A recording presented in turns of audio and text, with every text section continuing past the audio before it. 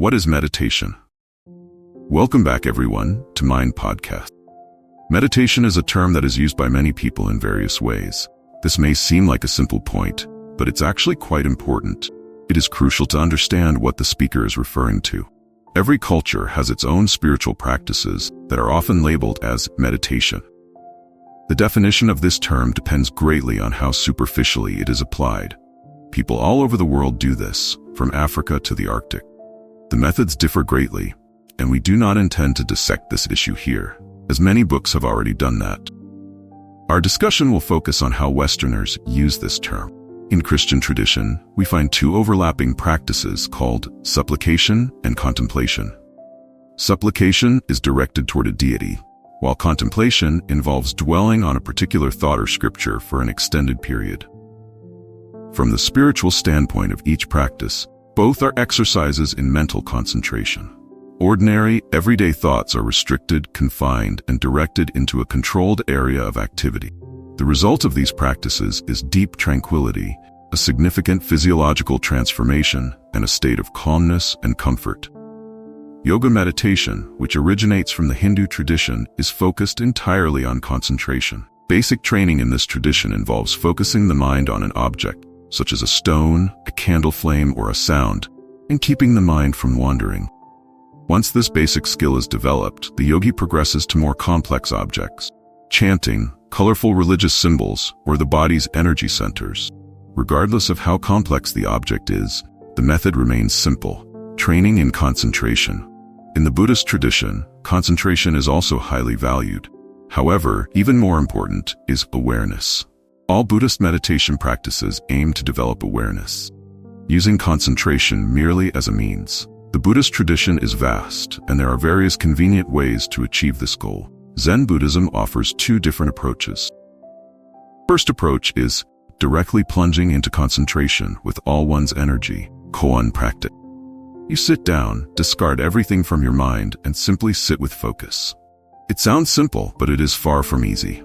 A brief attempt will prove how difficult it is. The second method, used in the Rinzai school, is to trick the mind out of conscious thought into pure awareness. To achieve this, the practitioner is given a koan to solve, which leads to a state of intense training. Unable to escape the torment of the condition, practitioner must transcend into the pure experience of the present moment, as there is no other place to go. Zen is extremely difficult. It is very effective for some people, but it is also very challenging. Another method in Buddhism is nearly the opposite, found in Tantra. Conscious thought, at least in the way we normally engage with it, is the expression of the ego, the self you think you are. Conscious thought is closely linked with the notion of the self.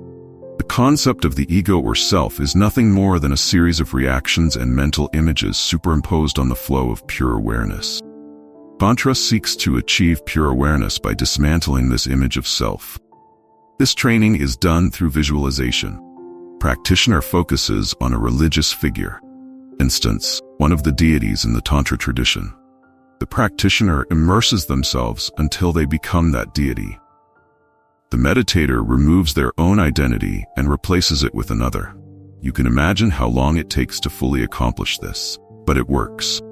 Throughout the process, the meditator can examine the way the self is constructed and maintained. They will recognize the arbitrary nature of all selves, even their own, and will no longer cling to it. The meditator will arrive at a state where they can choose their own self, or the self of anyone else, or choose no self at all. The result is pure awareness.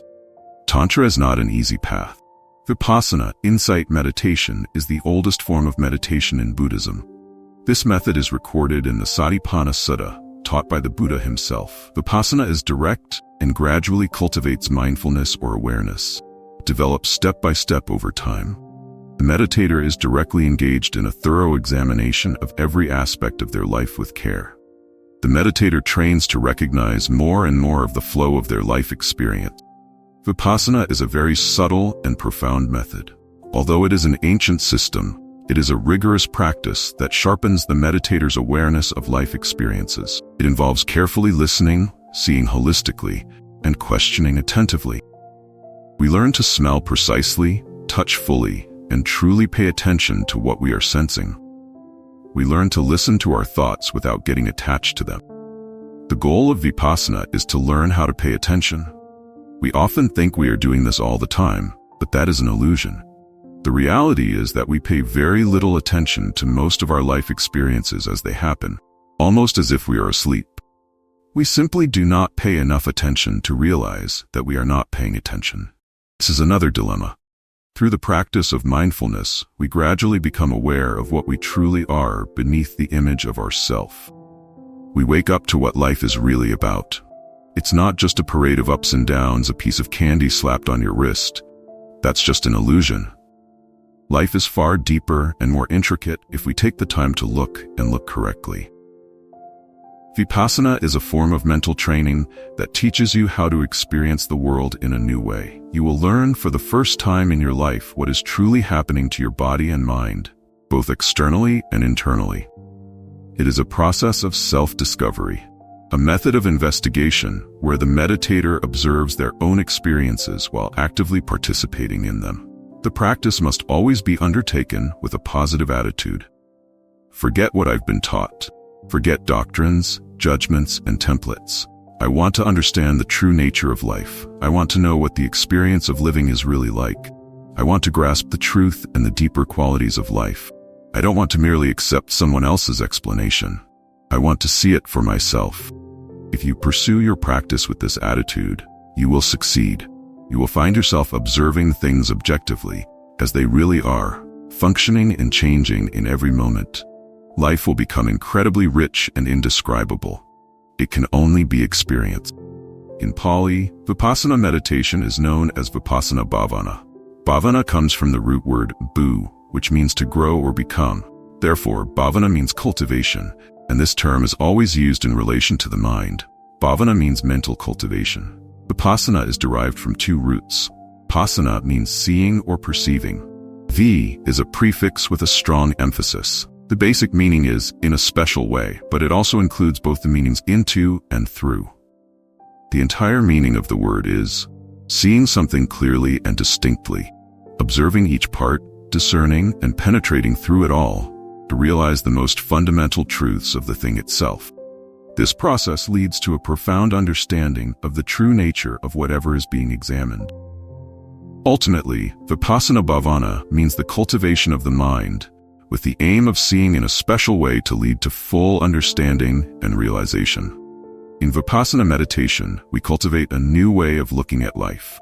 We train ourselves to see things as they truly are, and this special way of seeing is called mindfulness in meditation terminology.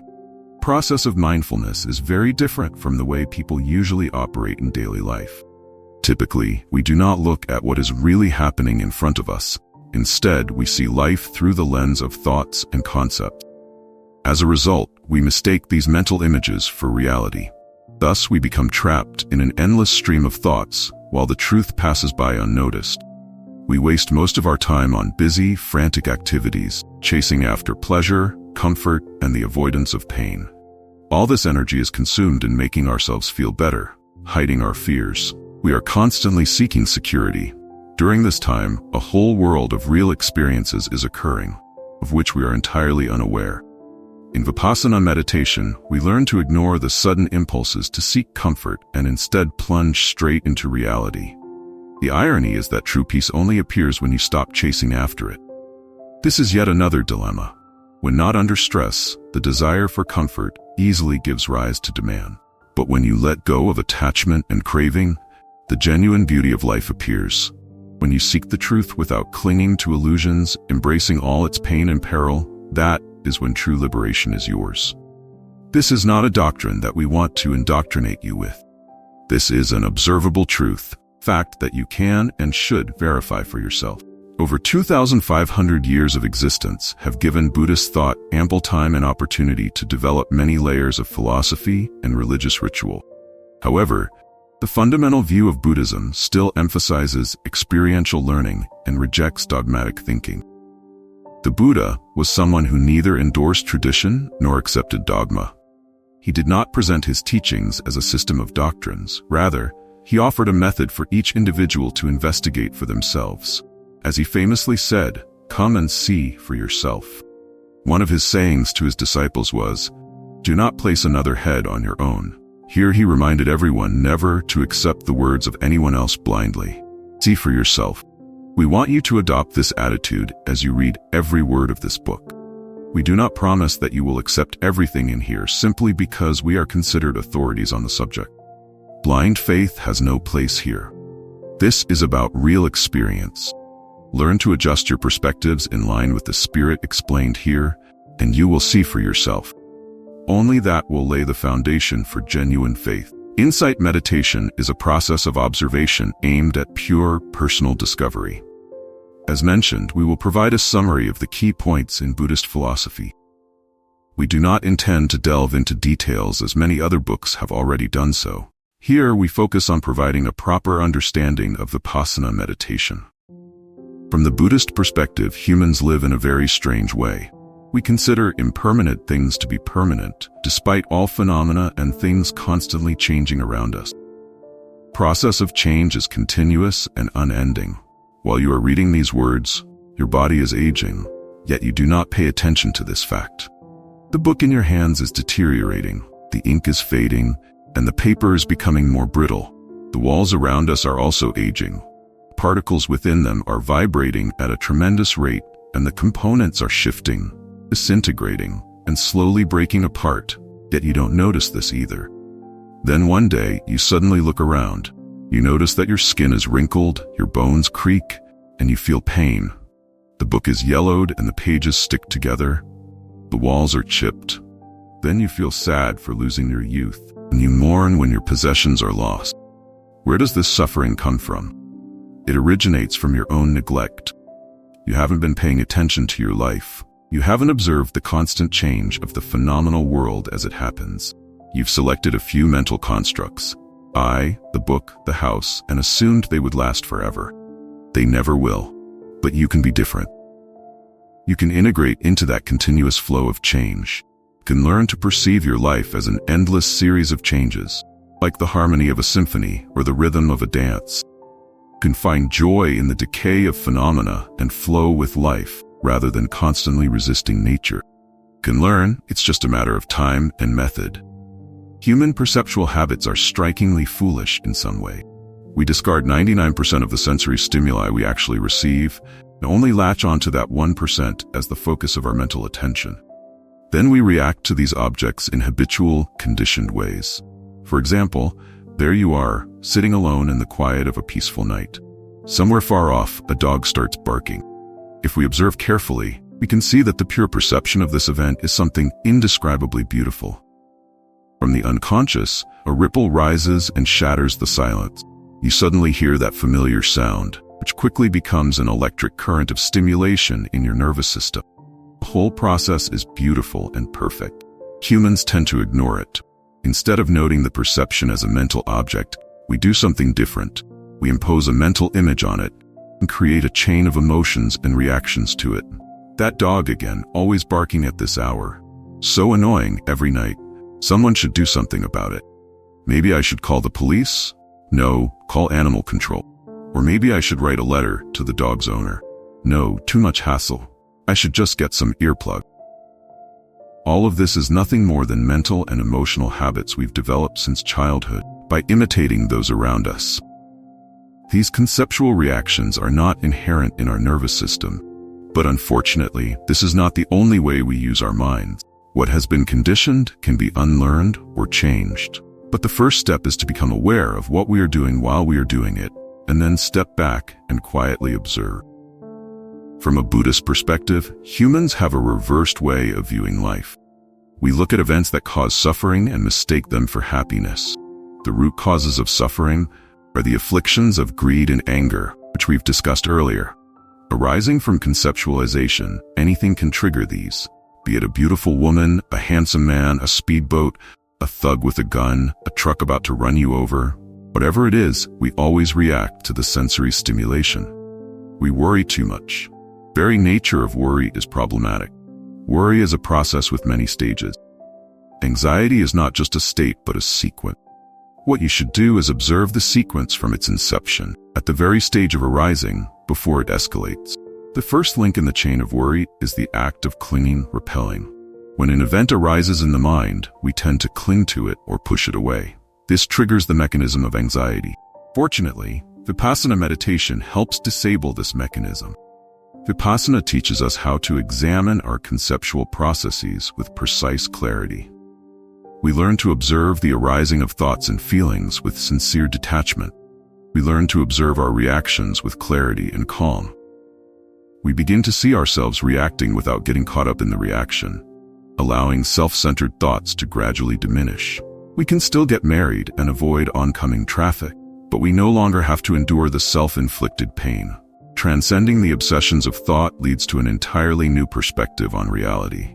This is a profound shift, fundamental change in the structure of our concepts.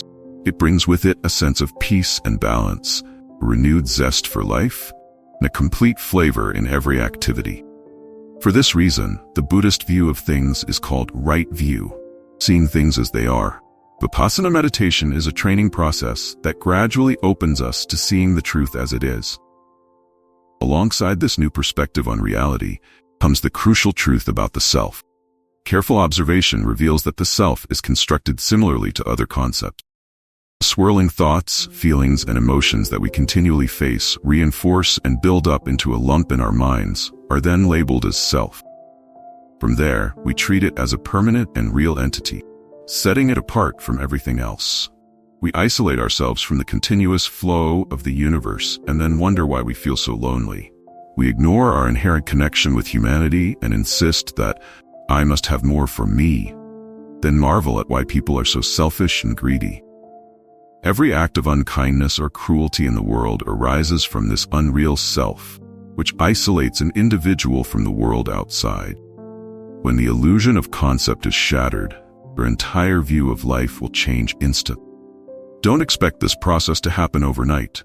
You've spent nearly a lifetime creating this concept and reinforcing it with every thought, word, and action for years. So it can't vanish in a moment, but it will go away if you give it enough time and attention. Vipassana meditation is the process that dissolves it.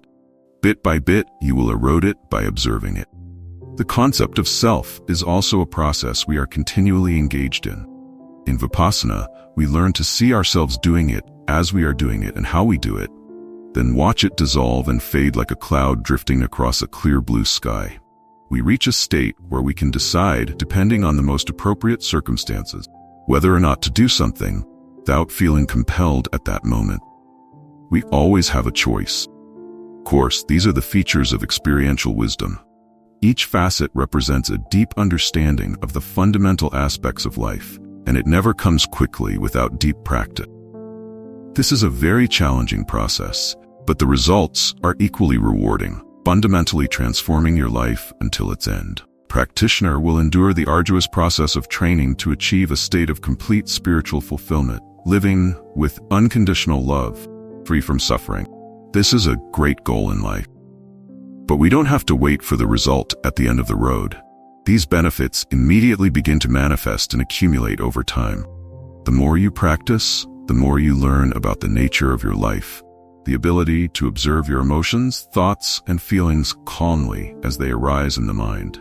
The fruits of liberation depend on the level of your practice, and you can stop at any point if you feel satisfied.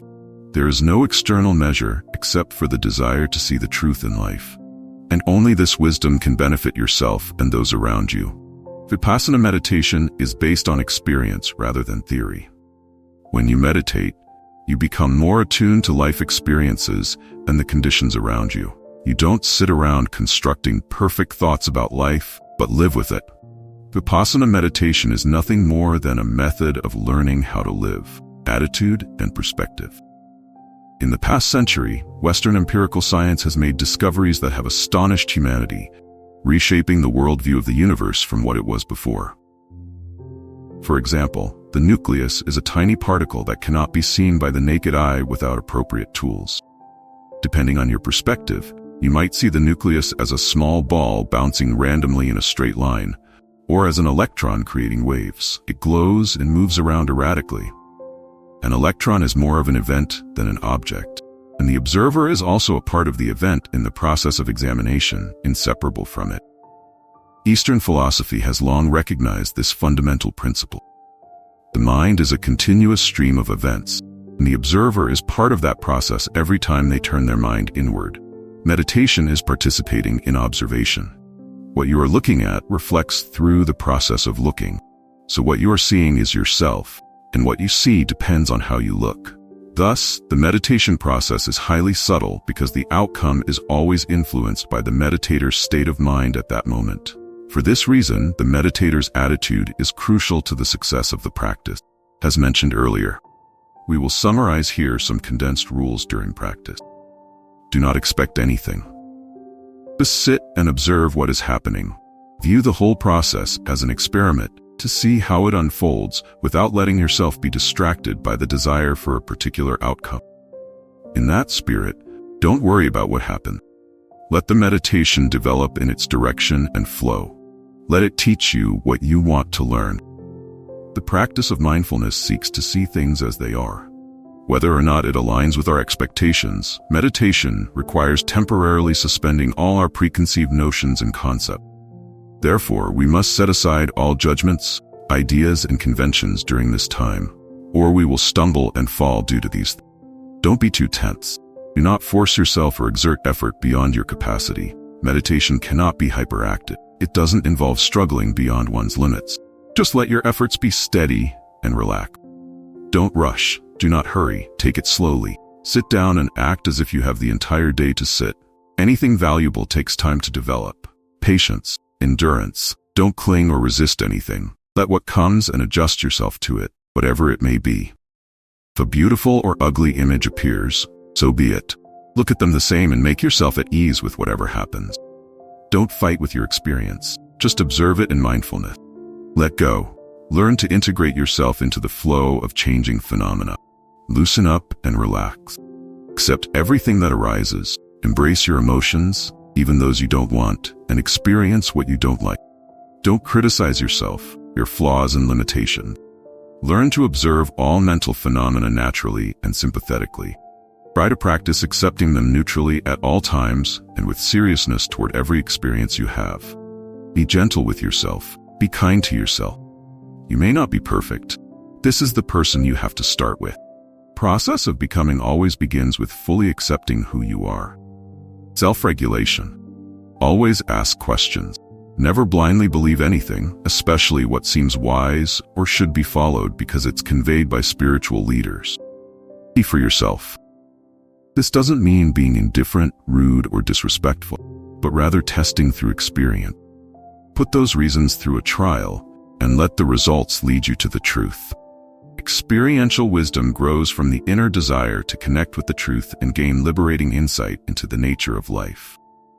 The entire practice depends on this desire for understanding. Without it, practice is mere pretense. See every problem as an opportunity. Look closely at rising discouragement as opportunities to learn and train your focus. Never avoid, blame yourself, or hide in silence. Are you facing obstacles? So what? Like putting grains into a mill. Joyfully delve in, examine, observe, and learn more. Don't worry, you don't need to solve anything. Disconnected thoughts won't help you escape the prison of dualistic thinking.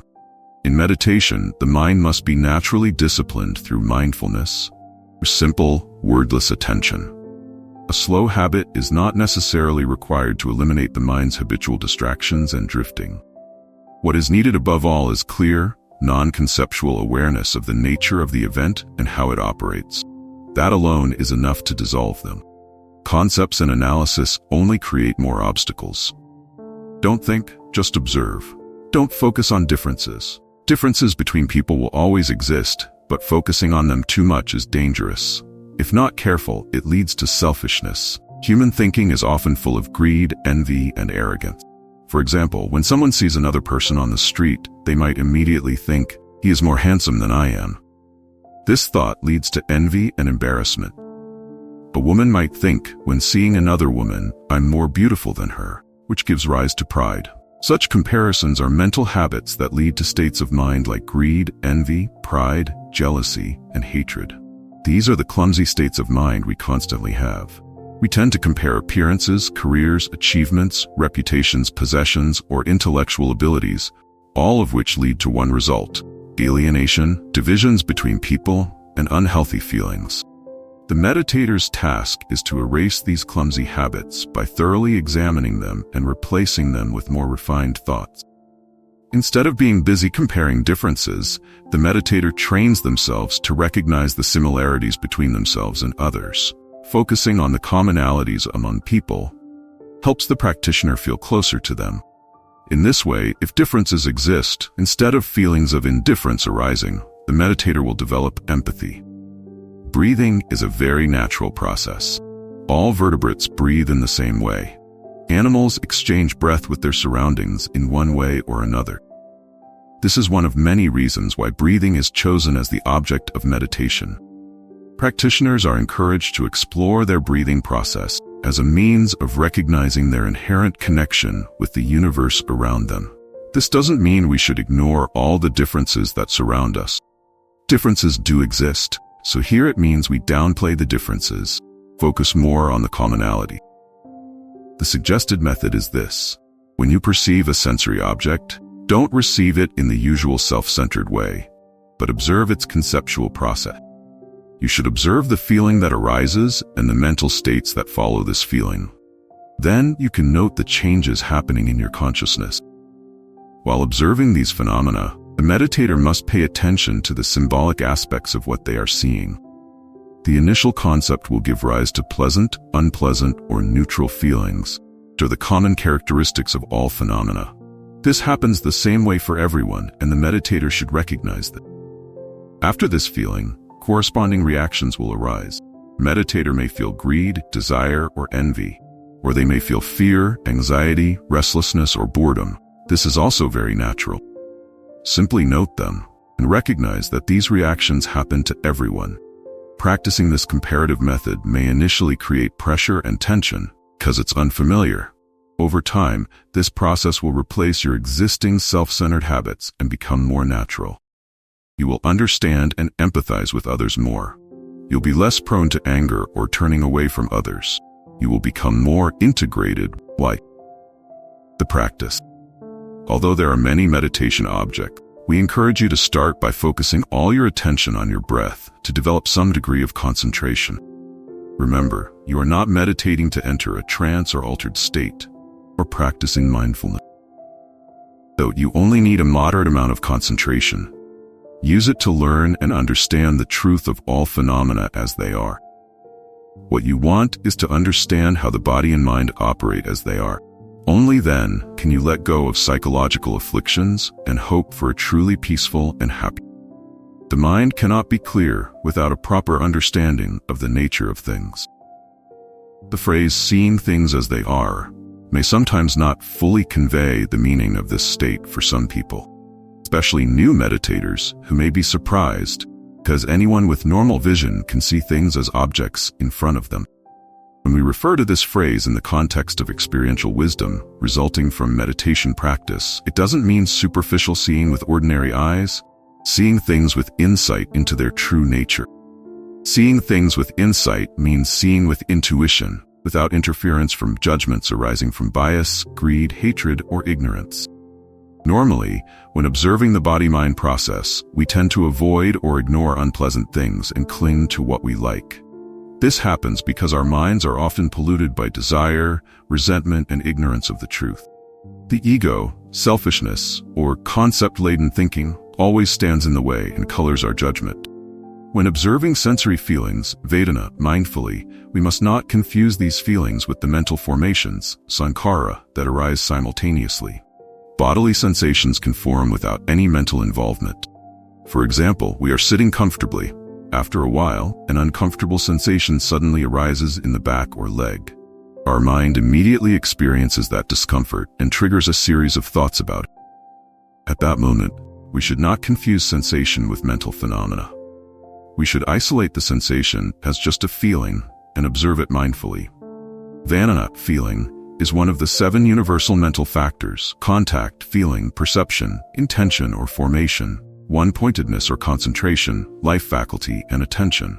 At another time, we might experience feelings like resentment, fear, or craving. We should observe these feelings objectively without confusing them with anything else. If we lump together feeling, perception, formation, and consciousness and observe them all at once, as if they were one common experience, the confusion will prevent us from recognizing the origin of the feeling. If we simply pursue the sensation while ignoring the other universal mental factors, the process of learning the truth will be very difficult. To gain wisdom regarding the impermanence of all phenomena and thereby transcend resentment, understanding the nature of dissatisfaction to break the chain of greed, and recognizing non-self to dissolve the ego, we should first see body and mind separate.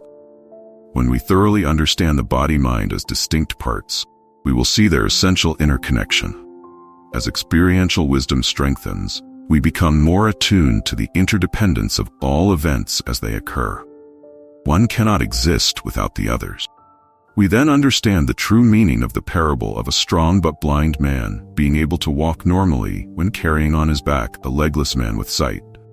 Without one or the other, their movement would be hindered. When cooperating closely, they can move and work more easily.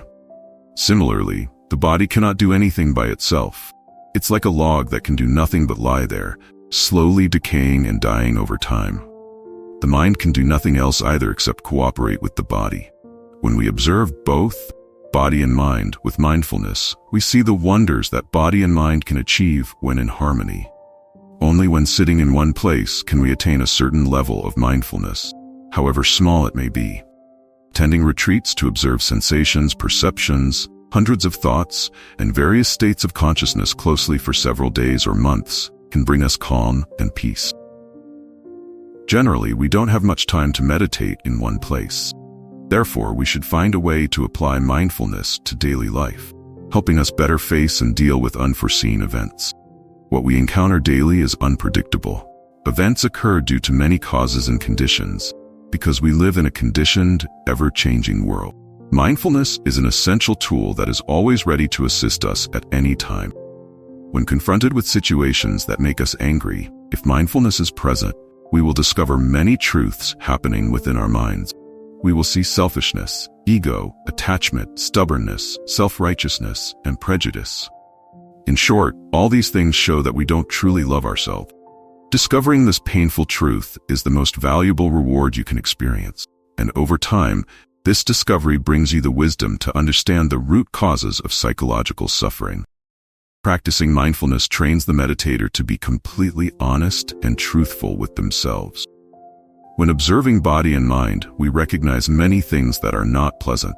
Usually, we resist or avoid what we don't like. But what do people usually dislike? Humans don't want to be separated from what they love and don't want to live with those they don't love. This doesn't just refer to people, places, or material things, but also includes concepts, ideas, beliefs, and decisions we must face in life. What naturally occurs is often what we don't like because it's outside human control. For example, aging, sickness, and becoming weaker with age are things we dislike. Instead, we wish to preserve our youth forever.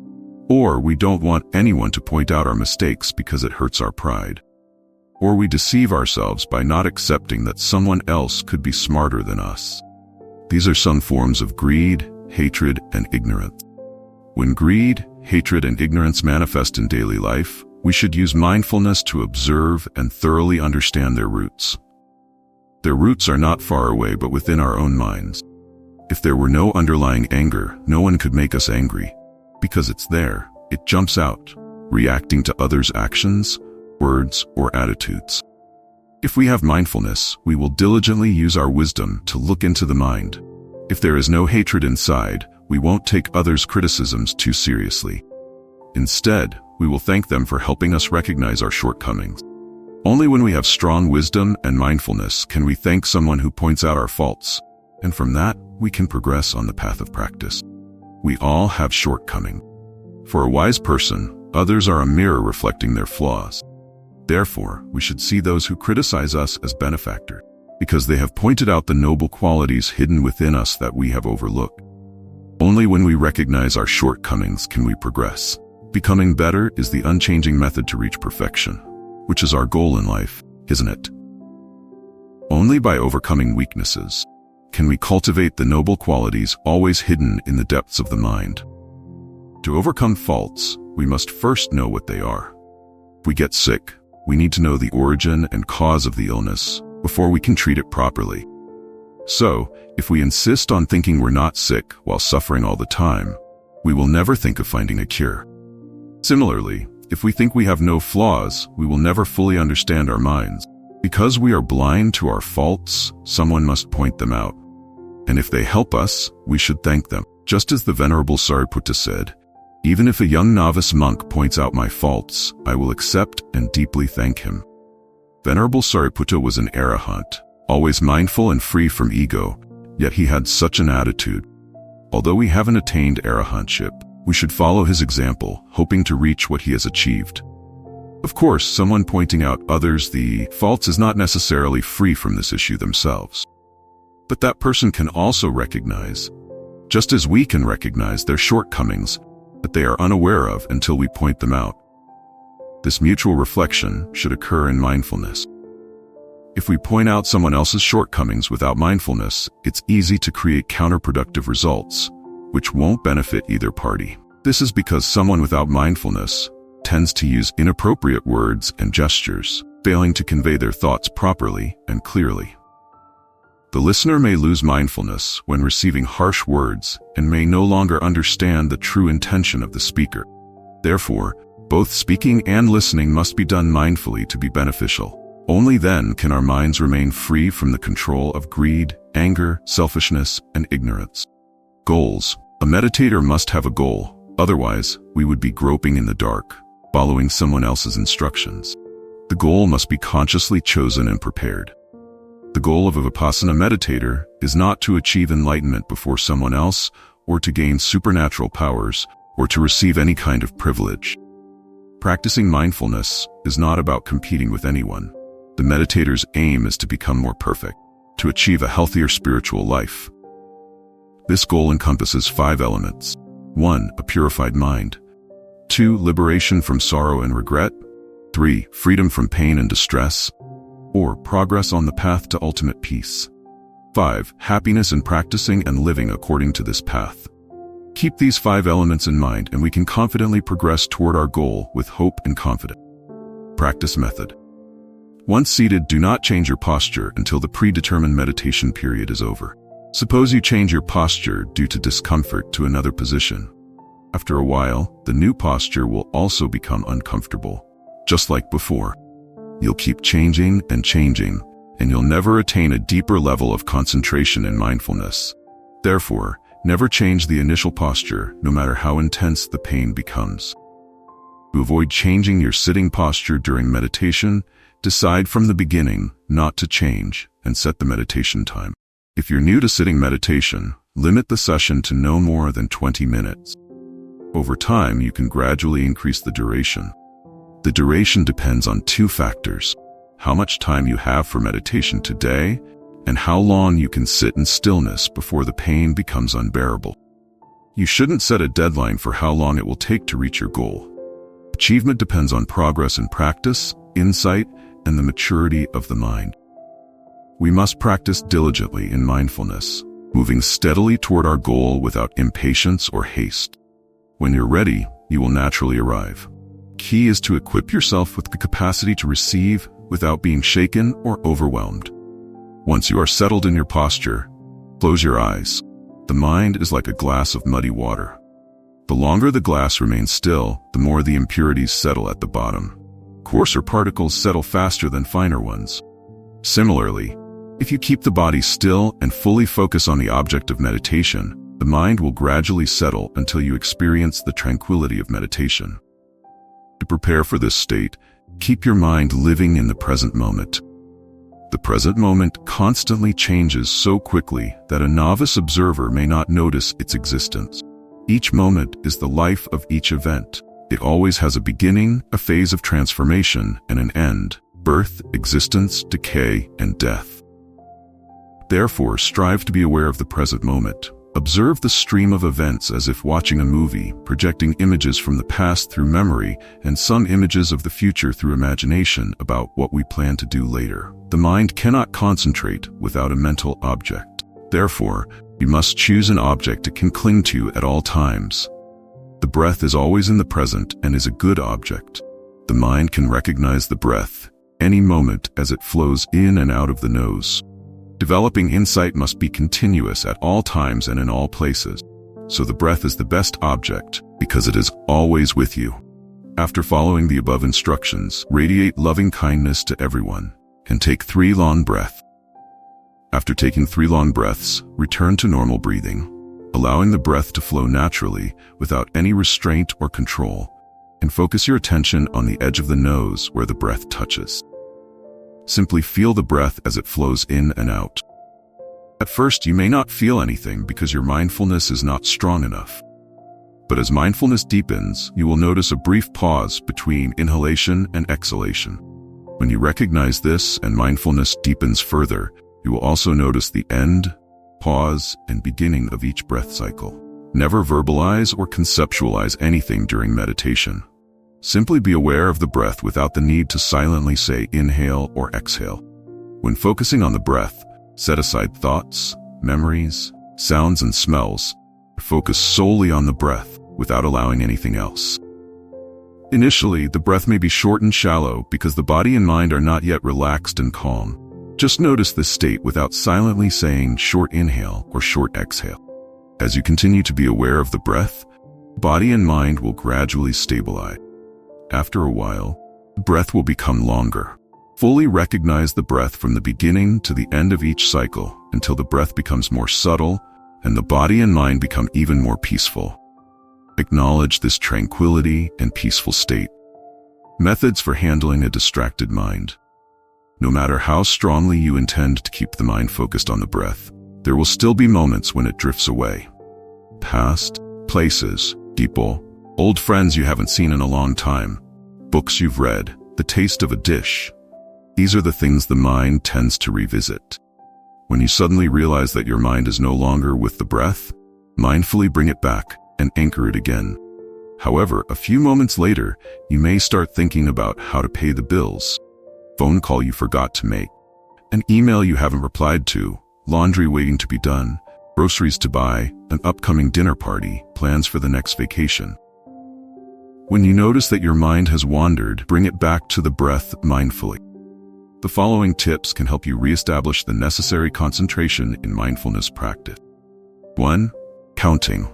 In such situations, counting can help reduce the mind's tendency to drift. The purpose of counting is to simplify the task of focusing the mind on the breath.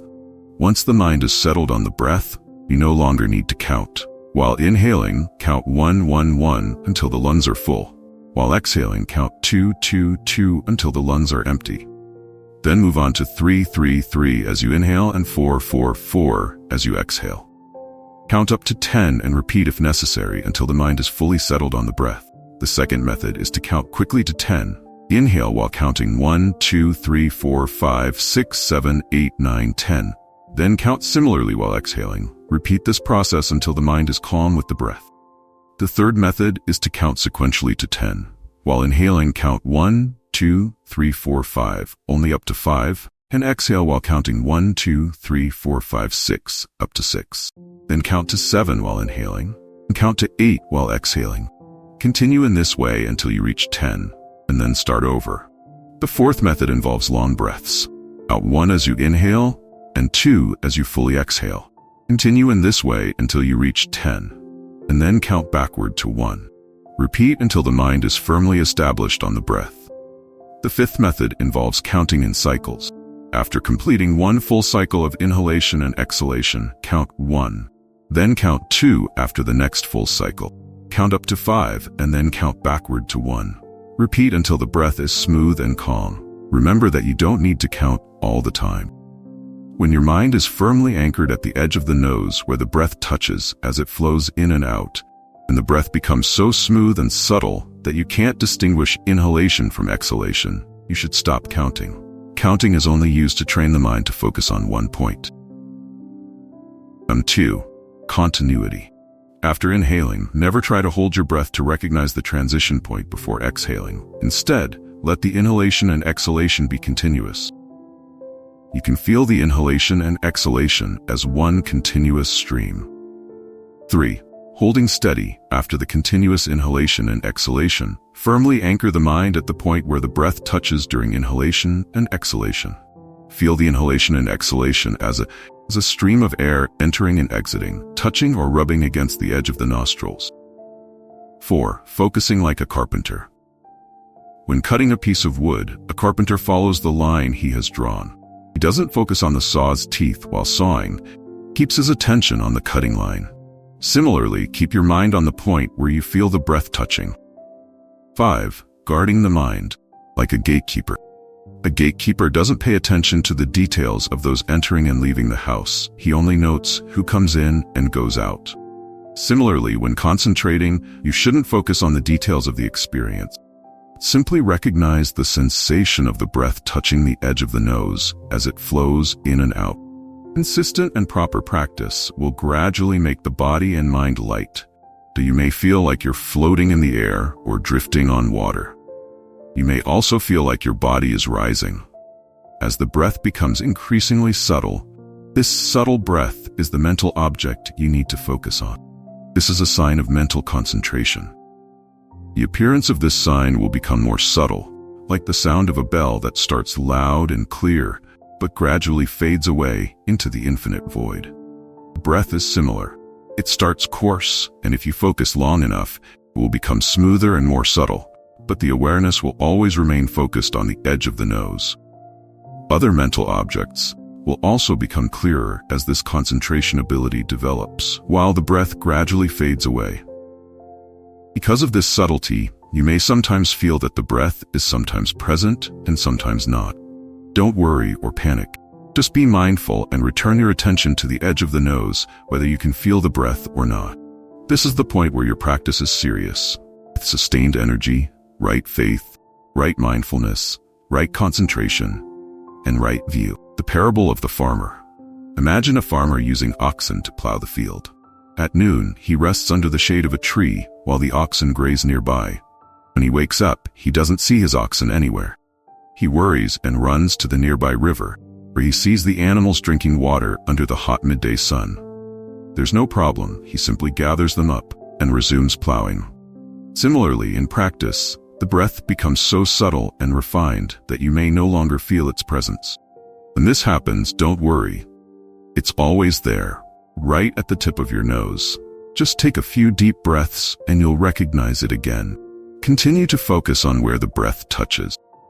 As you keep the mind at the edge of the nose, you may notice the formation of a meditation object, known in meditation terminology as the near sign. The near sign brought about by meditation varies depending on the meditator and has different effects and sensations. Some people see a star, a door latch, a long string, spots of flowers, waves of smoke or cobwebs, or they may see clouds, blooming flowers, or the moon or sun, etc. At the beginning of practice, you see the breath as the meditation object. At this point, you see the near sign as a third object. Inhale as 1, exhale as 2. When you focus on this third object, it's also a sign that your mind is in a proper state of concentration for insight meditation.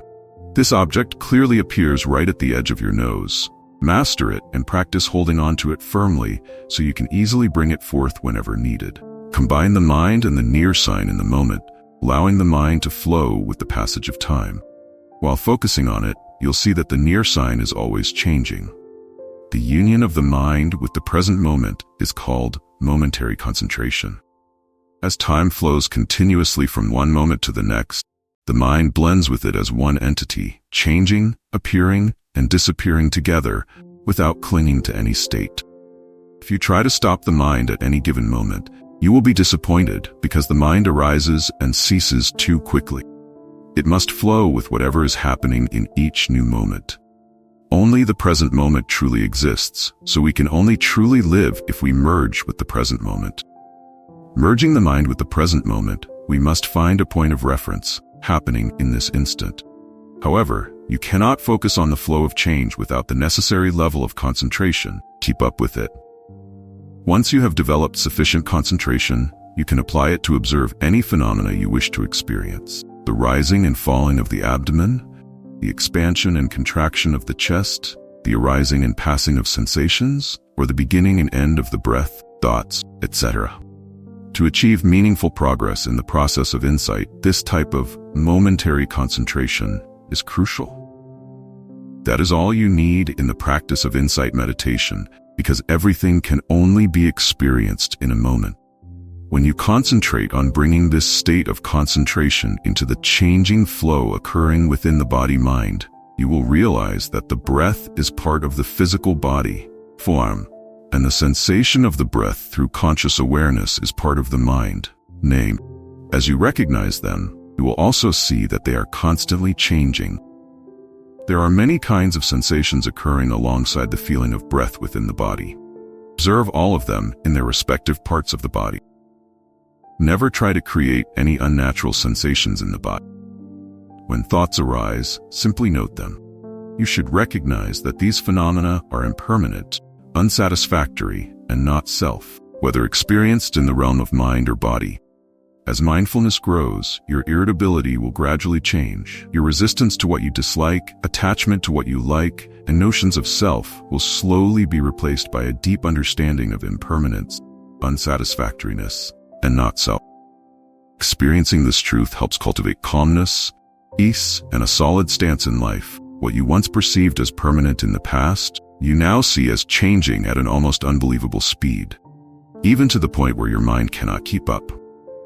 For some reason, as you gradually become aware of more changes, you will see the ever-present impermanence and not self in them.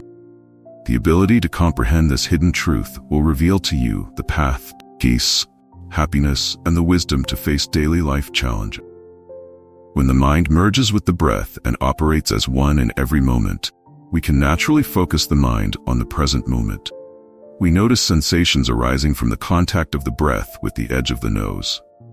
The earth element of the breath, as it moves in and out, contacts the earth element of the nostrils, allowing the mind to sense the flow of air. The warmth felt at the nostrils or anywhere on the body due to the contact of the fire element is created by the breathing process. The impermanence of the breath arises as the earth element of the breath touches the nostrils. Although the water element is also present in the breath, the mind cannot sense it. We can also feel the tension and contraction of the lungs, abdomen, and diaphragm as fresh air is drawn in and expelled from the lungs. The tension and contraction of the abdomen, diaphragm, and chest are part of the universal cycle. All phenomena in the universe share the same cycle of tension and contraction, just like our breath and body. All have birth and death. Regardless, our primary concern is the arising and passing of the breath along with our body-mind at that moment. During the process of inhalation, there is sufficient concentration, we may experience a certain calmness. This calmness, which lacks tension, immediately transforms into tension if we do not exhale within the next few moments. Then, as we exhale, the tension dissipates. After exhaling, we experience discomfort if we wait too long before taking in a new breath. This means that whenever the lungs are full, we must exhale, and when the lungs are empty, we must inhale. In the process of breathing, we experience some tranquility. We always tend to desire tranquility and to release pressure, and we dislike the pressure created by the lack of breath. We want tranquility to last longer and the pressure to disappear sooner. That cannot happen as we wish. As a result, we become restless and irritable due to our unreasonable desire. At this point, we recognize the subtle greed for unattainable desire, wanting impermanent phenomena to become permanent, which causes suffering and dissatisfaction. Since no one can control this condition, we become increasingly frustrated. However, if we observe the breath without desiring tranquility, and without being annoyed by the pressure arising from the breathing process, but instead simply experience the impermanence, unsatisfactoriness, and not self of the breath, our mind gradually becomes peaceful and calm. Of course, the mind will not always stay with the sensation of the breath. It will also receive sounds, thoughts from the past, emotions, concepts, knowledge, and other mental activity. When we experience these states, we should let go of the sensation of the breath and immediately focus the mind on the current state. One state at a time, not all at once. When they dissipate, bring your mind back to the breath, which is the foundational point you always return to after long journeys away. It is also worth noting that all these journeys through space always take place within the mind. Each time the mind returns to the breath, it returns with a slightly deeper understanding of the three characteristics of truth: impermanence, unsatisfactoriness, and not self. The mind becomes more perceptive, from an objective, unbiased perspective regarding these incidents.